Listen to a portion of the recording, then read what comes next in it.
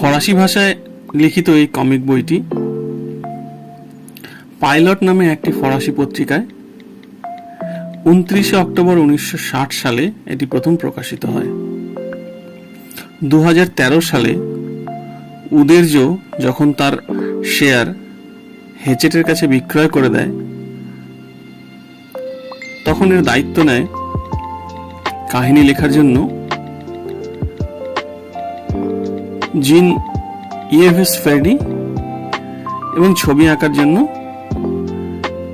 DDR Conrad এর দায়িত্ব নেয়। 2017 সালের শেষ অবধি এর মোট 37টি কার্টুন বই বেরিয়েছে। গল্পগুলো রোমান সাম্রাজ্যের আগ্রাসনের বিরুদ্ধে প্রতিরোধ লিপ্ত প্রাচীন এক গল গ্রামকে ঘিরে